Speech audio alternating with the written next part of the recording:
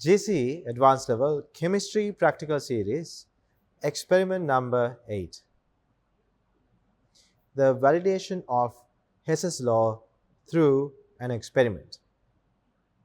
In this experiment, we will be reacting HCl or hydrochloric acid with sodium hydroxide. And we will carry this reaction out using two different pathways.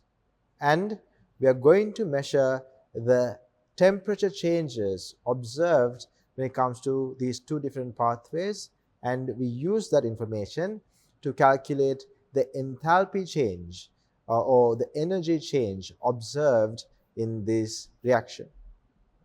So we use this information to finally prove the validity of Hess's law. As Hess's law mentions, regardless of the pathway of the reaction, a specific reaction has the same amount of energy change when reactants go from being reactants to products. So regardless of how these reactants are turned into products, the energy change that is involved in turning reactants to products should be the same. So the main focus of this experiment, or the aim of this experiment, is to calculate the enthalpy change of this exothermic reaction that we are looking into, and then prove the validity of Hess's law with the use of the enthalpy changes we calculate in this experiment. Now, let's move on to the reagents and the equipment we will be using for this experiment. In this experiment, we will be using 2 moles per decimeters cube concentrated HCl solution. We will be using sodium hydroxide solid. So sodium hydroxide here will be present in the pellet form. You will be seeing it when we are measuring it. And we have distilled water. We'll be using a measuring cylinder. So this measuring cylinder can measure volumes up to 250 milliliters. We'll be using a digital balance, watch glasses, a spatula, and we'll be using a calorimeter. So this calorimeter is made out of 2 plastic beakers with an insulator, and we have a lid here which is also made out of plastic, and we have small 2 openings for the stirrer to go through the lid, as well as the thermometer. So you can see here, thermometer and the stirrer is set up in a way that will allow the stirrer to move freely and mix the solution. So these are the chemicals and the reagents we will be using for this experiment. Now let's move on to conducting this experiment. In this practical, as mentioned in the introduction, we will be using 2 pathways to conduct the same experiment. So in the pathway 1, we are going to first take sodium hydroxide solid and dissolve it in 125 cubic centimeters of water. When dissolving sodium hydroxide solid in water, you will notice the temperature of the mixture will increase. This is because dissolving of sodium hydroxide in water is an exothermic reaction. And then this solution will be reacted with 125 cubic centimeters of 2 moles per decimeters cube HCl solution. Again, when you are adding 125 cubic centimeters of sodium hydroxide to another 100 cubic centimeters portion of HCl, there's 2 things that are happening. The HCl solution is getting diluted. This is also a slightly exothermic reaction. Apart from that, you will notice a neutralization reaction is also happening. HCl and sodium hydroxide together will have a neutralization reaction, and this will release a certain amount of heat. So we have to keep in mind that in the first pathway, the two main reactions that we are conducting is dissolving sodium hydroxide in water as the very first reaction of the pathway 1, and in the second reaction what we do is we take the sodium hydroxide solution that we have prepared and we react it with the HCl solution we have here with us, and we observe the temperature increase in both of these instances. So now let's move on to our experiment. Let's first measure the temperature of the distilled water we have here. We have here our distilled water, and we have our thermometer here, and we can insert our thermometer here and observe the temperature of this distilled water.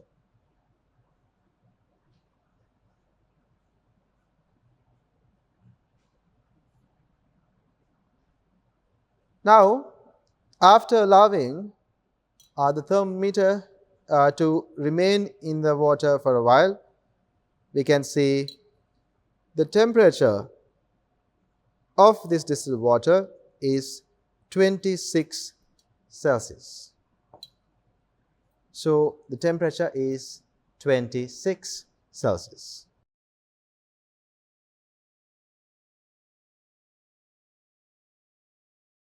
After noting down the temperature of this distilled water, let's measure 125 cubic centimeters of this distilled water, and for that we can use a measuring cylinder. We will take our distilled water and we will measure out exactly 125 cubic centimeters of distilled water.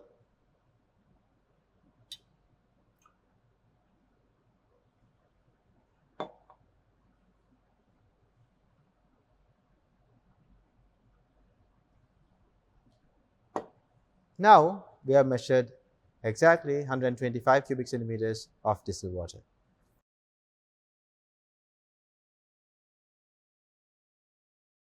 So after measuring our 125 cubic centimeters of distilled water, which we have here, we'll keep it aside for the time being, and then we move on to measure 10 grams of sodium hydroxide. So we have sodium hydroxide pellets here. We'll take the sodium hydroxide container and before we start measuring, we have to turn on our digital balance, and we can place a watch glass on the digital balance, and we need to remove the mass of this watch glass from the reading. So we will tear the reading here, and afterwards, using a spatula, we can transfer 10 grams of sodium hydroxide into this watch glass.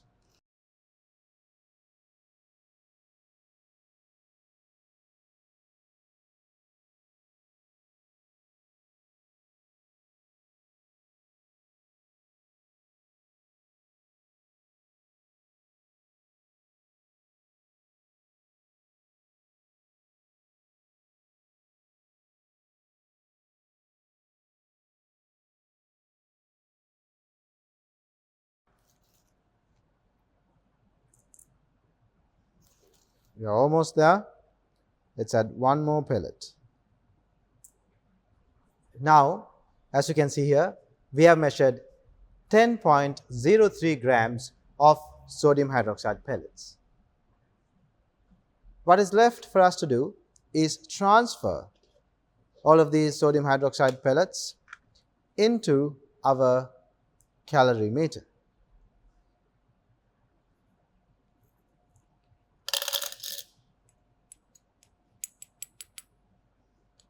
Usually, when transferring sodium hydroxide, you would note that if you are doing this experiment in the lab, you would note that sodium hydroxide starts to dissolve while you are weighing the sodium hydroxide.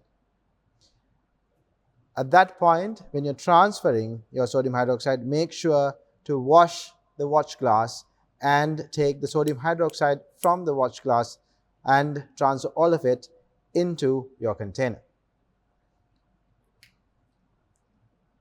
After transferring the main solids, now it is time for us to add the 125 cubic centimeters of water that we measured. So we will pour it in such a way that it washes the watch glass and then falls onto our bead.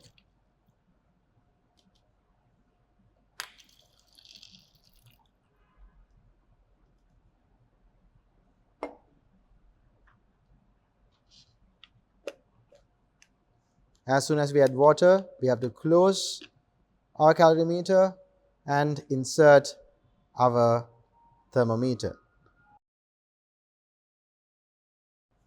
So as soon as you add the water to the sodium hydroxide, you have to start stirring. You have to start stirring the mixture, and you have to start reading if there is any temperature increase in your solution. Over here, the temperature has gone up to 32 degrees Celsius.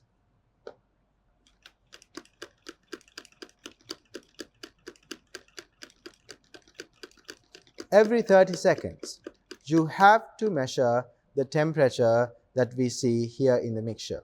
Every 30 seconds, you have to read if we have a temperature increase or not. So now the temperature is at 35 degrees Celsius. The sodium hydroxide is still not fully dissolved, so you have to make sure until it's fully dissolved to take the temperature readings at 30-second intervals.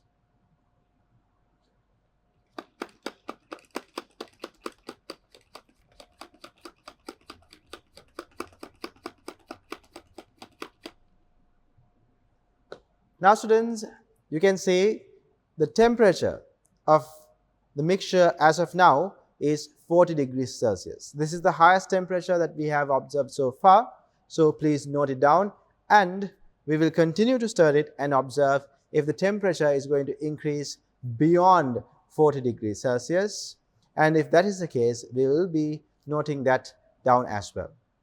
So our main goal is to observe the highest temperature that this mixture reaches. As sodium hydroxide dissolves in water, we are keen on observing what is the highest temperature the solution acquires.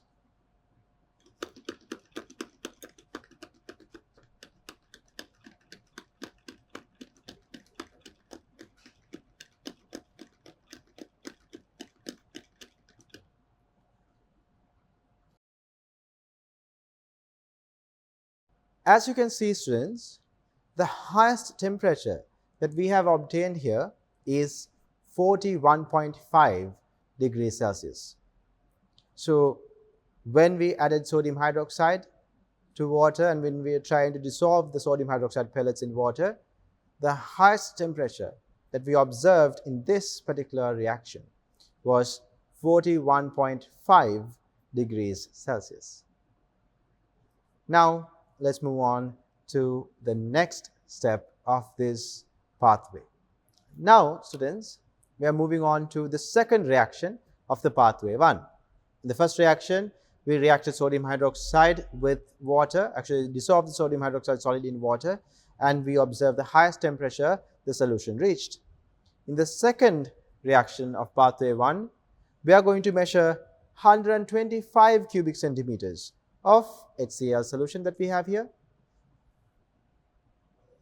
The concentration of this HCl solution is 2 moles per decimeters cube, and we are going to measure 125 cubic centimeters of it using our measuring cylinder, and then we are going to measure the temperature of this HCl solution. After recording the temperature, we will transfer that HCl into the container contained in the calorimeter. So let's measure 125 milliliters of HCl.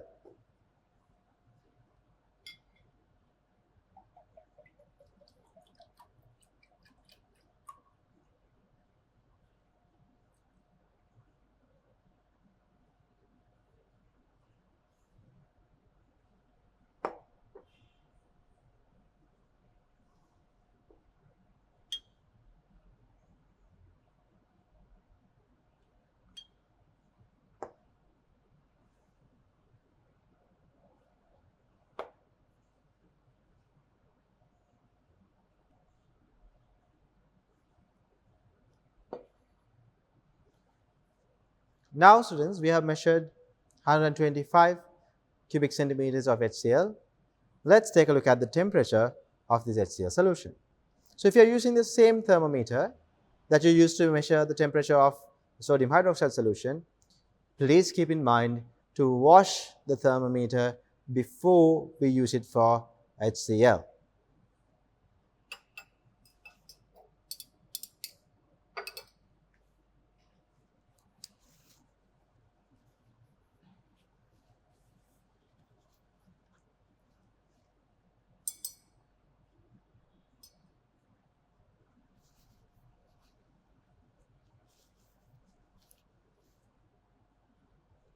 After washing our thermometer, we can now use this to measure the temperature of our HCl solution.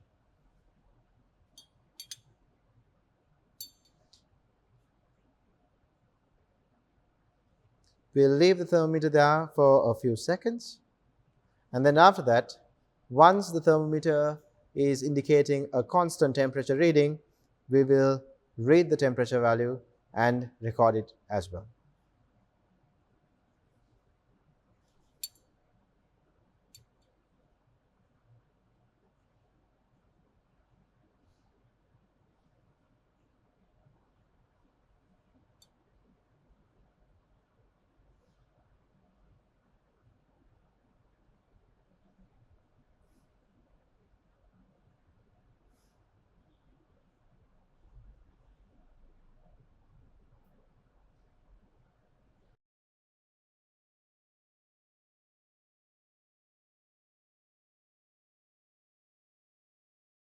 As you can see here, students, the temperature of the HCl solution we have here is 26.5 degrees Celsius.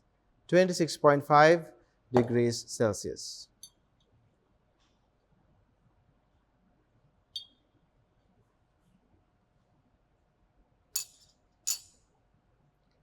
Now we have the temperatures of both of these solutions. The sodium hydroxide solution that is contained in this calorimeter is at 26 degrees Celsius, and the temperature of the HCl solution we have here is 26.5 degrees Celsius. What we are going to be doing now is adding these two together, and we will measure the temperature increase.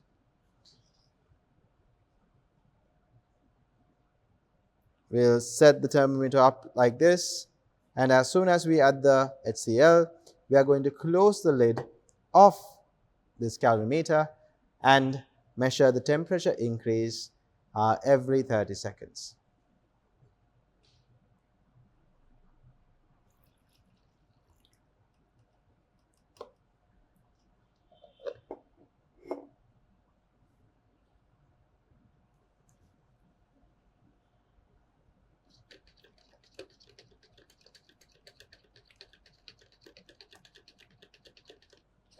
The temperature is now at 40 degrees Celsius. It is still increasing. Students, now we are starting to observe the temperature of the reaction mixture going down. As the reaction was taking place, the highest temperature that we observed was 40 degrees Celsius. And after a while, after 30 seconds, when we are observing, we are starting to notice that the temperature is going down from 40 degrees Celsius to 39 degrees Celsius. So currently we are at 39 degrees Celsius. It will further decrease. This indicates that the reaction has happened, and the energy involved in this reaction has already been released. So therefore, the water has shown a temperature increase, and now it is losing heat and decreasing its temperature. Although we have our solution in a calorimeter, there is some heat that is still lost. So therefore, the temperature will come down gradually. So this is the first pathway reactions. We did two reactions. First one was reacting sodium hydroxide solid with water and dissolving the sodium hydroxide to form aqueous sodium hydroxide solution. So using the temperature increase we observed in that reaction, we can calculate the enthalpy of solution of sodium hydroxide. And then we have taken that solution and reacted it with HCl. And when we are reacting it, the HCl's concentration was halved as we reacted equal volume of HCl with an equal volume of sodium hydroxide. So there's dilution of HCl taking place, as well as a reaction between sodium hydroxide and HCl. This is a strong acid strong base reaction which will result in a neutralization reaction. So this neutralization reaction as well will release certain amount of energy. So using the temperature readings we observed in this pathway 1 of our experiment, we can calculate the heat that is released in both of these reactions. And then we are going to move on to pathway 2 and conduct the same experiment but using a different pathway. Now, let's move on to our second pathway.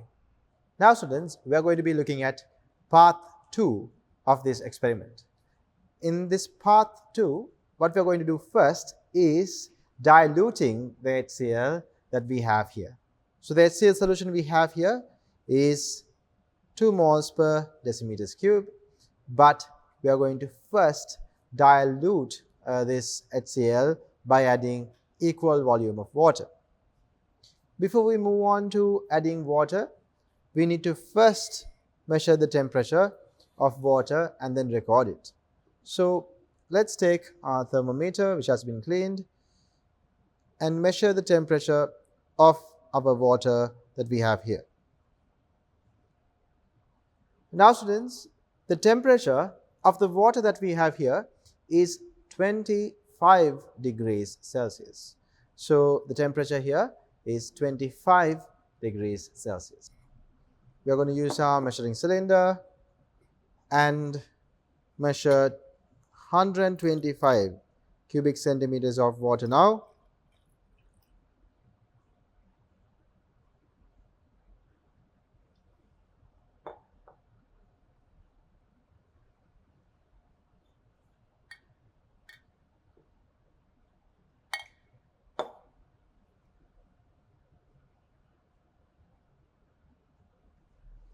We have measured exactly 125 cubic centimeters of water, and let's transfer this amount of water into our calorimeter. At this point, our calorimeter is empty. We are going to add 125 cubic centimeters of distilled water into our calorimeter.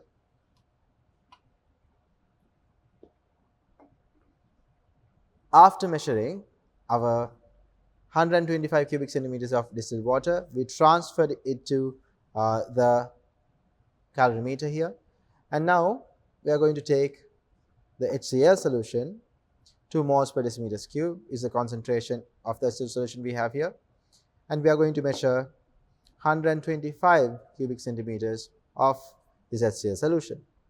As we have made HCl solution in 250 cubic centimeter volumetric flask, we have exactly 125 cubic centimeters of HCl remaining here. As we use exactly 125 cubic centimeters of HCl in the previous reaction, what we have over here in this volumetric flask is exactly 125 cubic centimeters of HCl. So let's measure it again for good measure and transfer it into our calorimeter.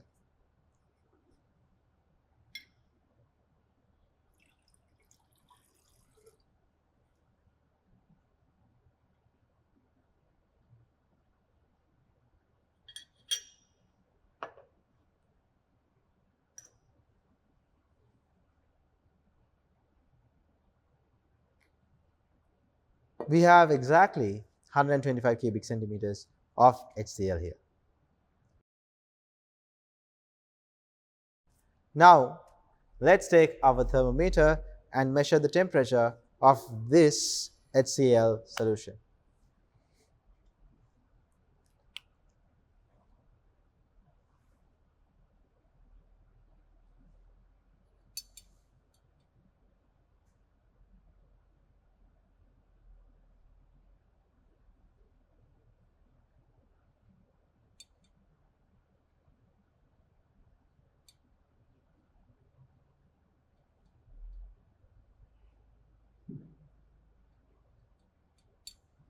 The temperature of the HCl solution is at 26.5 degrees Celsius. Take a look at the temperature here. It is at 26.5 degrees Celsius. Now, since we have measured the temperatures of both the distilled water and HCl solution, distilled water was at 25 degrees Celsius and HCl was at 26.5 degrees Celsius. So HCl was at a slightly elevated temperature. And now we are going to mix these two together and then measure the temperature increase as these two solutions get mixed. So first, let's fix our thermometer onto the lid of our calorimeter. All right. Then afterwards, we can add our HCl into the distilled water. So as soon as you add the HCl into the distilled water, you should take the temperature reading of the solution. So I will be having my thermometer dipped in the distilled water in our calorimeter. Now let's add our HCl.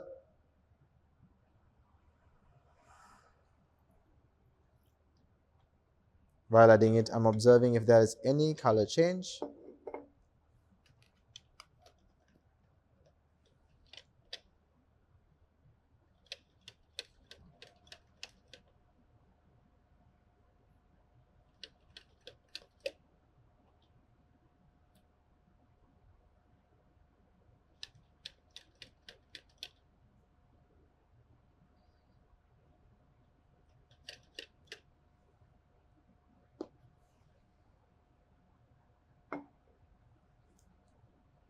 When you added HCl into distilled water, the highest temperature that I could observe here is 26 degrees Celsius.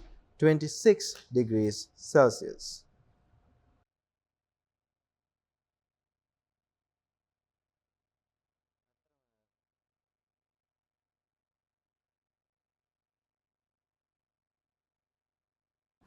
Students, we observed the first reaction in the pathway 2. In the first reaction, we diluted HCl using equal volume of water. So we have here in our calorimeter the dilute HCl solution we prepared. So the concentration of the HCl that we have over here is no longer 2 moles per decimeters cube, it is 1 mole per decimeters cube. And the next reaction of this path 2 is taking sodium hydroxide and measuring 10 grams of sodium hydroxide pellets.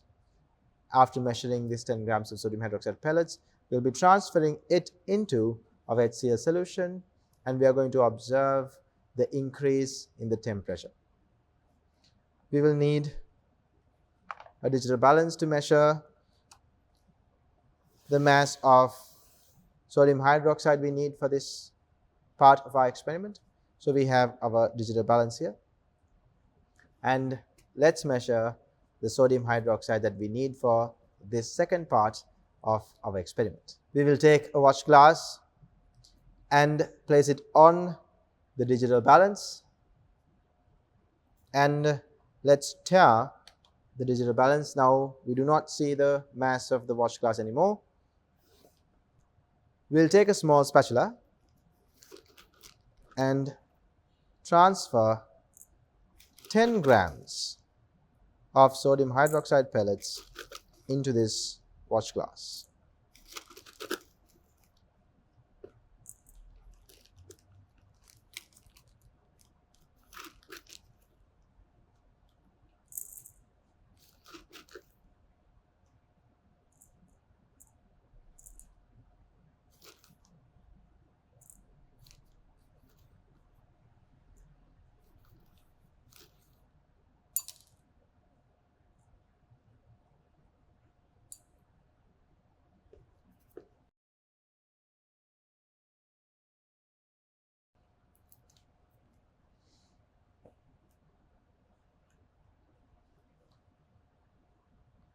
Students, now we have measured exactly 10.07 grams of sodium hydroxide. And we have to record the initial temperature of the HCl solution we have here. It is at 26 degrees Celsius. Now, all that is left for us to do is add the sodium hydroxide directly into the HCl solution inside this calorimeter. And we are going to observe the temperature increase every 30 seconds. So let's transfer this sodium hydroxide.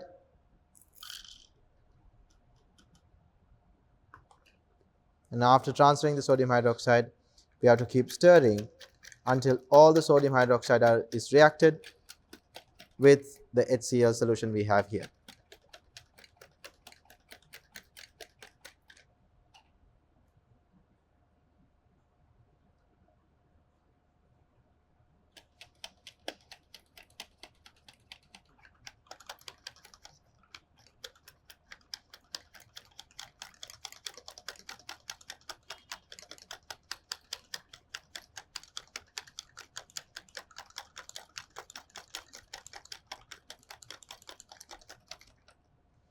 Now the temperature is at 42 degrees Celsius. Now the temperature is at 45 degrees Celsius.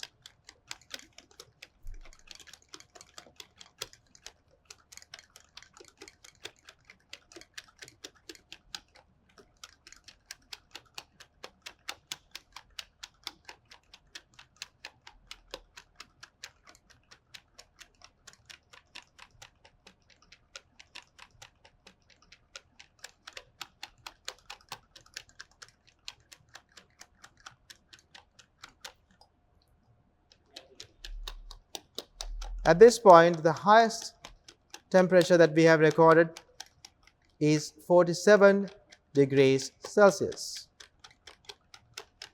We will see if it is coming down or it is stabilizing at that point, and then we'll consider that to be the highest temperature that we observe if the temperature starts to fall starting from 47.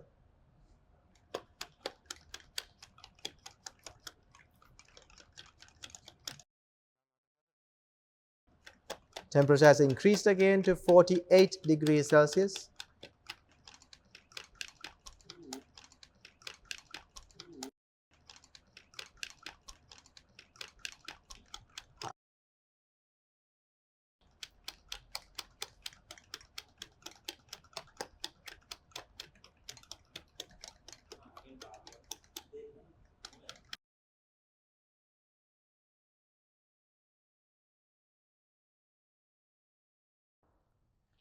Now students, when we were conducting this experiment, the highest temperature that we observed here was exactly 48 degrees Celsius.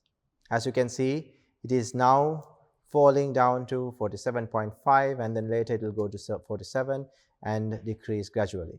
This indicates that the reaction has gone to completion, and the energy that is released by the reaction has been absorbed by the water surrounding the reactants, and therefore it has gone up in temperature, and after it has recorded the highest temperature, now it is starting to cool down.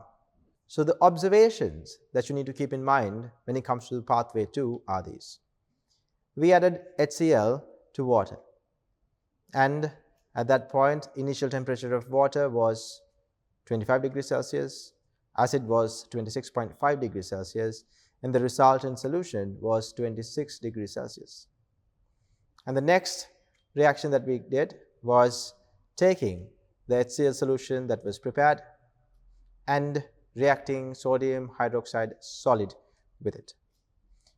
Initial temperature of the HCl solution was 26 degrees Celsius, and after adding 10.07 grams of sodium hydroxide, the highest temperature recorded was 48 degrees Celsius. With the use of these temperatures, we can calculate the heat that is released in these processes, and then we can use the energy released from these two chemical reactions to prove the validity of Hess's law. So we have quite a few calculations to be done. So we have quite a few calculations that we need to do. Let's move on to the whiteboard and discuss how we can carry out these calculations. Students, as an additional part to this experiment, let's take a look at the heat loss that is taken place due to heat absorption through the calorimeter. For this part of our experiment, we are going to use 100 cubic centimeters of water. We have measured it with the help of a measuring cylinder. And let's transfer this 100 cubic centimeters of water onto our calorimeter here.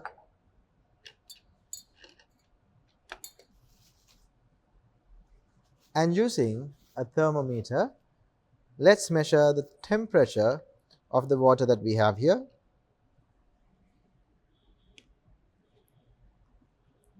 The temperature of the water that we have here is 26 degrees Celsius. It is at 26 degrees Celsius. And now, students, we are going to observe the temperature of the hot water we have here. We have a small amount of hot water as well.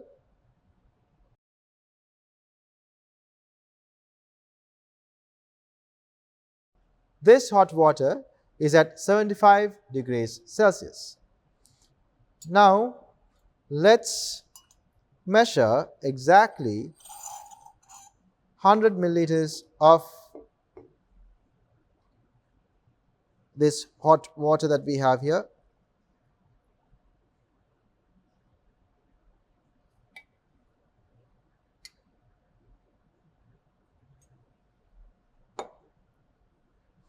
And before we add it to the cool water in the calorimeter, let's measure the temperature once more. Now, students, we can see the temperature of this water is at 75 degrees Celsius. After observing that temperature, we can fix our thermometer here onto the lid of the calorimeter, and then we can transfer this 100 cubic centimeters of water into our calorimeter, and we are going to observe the highest temperature that it reaches. Now the temperature is at 47 degrees Celsius.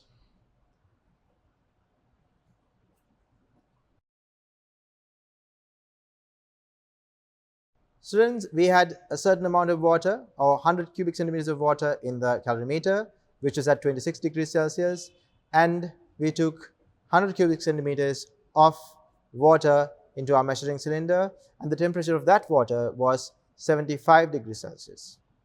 As we mixed these two portions of water, the highest temperature that we observed in the resultant volume of water was 47 degrees Celsius. As time passes, the temperature of this mixture will come down from 47 degrees Celsius. Now, currently, it is at 46 degrees Celsius. As we spend more time allowing it to cool, you would see the temperature of the solution decline little by little. So, please note down the temperatures we observed here. Temperature of the initial amount of water that was in the calorimeter was 26 degrees, and the hot water that we took into our measuring cylinder was at 75 degrees Celsius, and after mixing the two, the resultant volume of water had a highest temperature of 47 degrees Celsius. Using these temperature values and the volumes of water that I disclosed earlier, you can calculate the amount of heat that is lost to the calorimeter. So students, after calculating the heat that is lost to the calorimeter, you might be able to correct your calculations because you will know the amount of heat that is lost to your calorimeter. With that, we complete this experiment. Let's take a look at some of the questions revolving around this part of our experiment.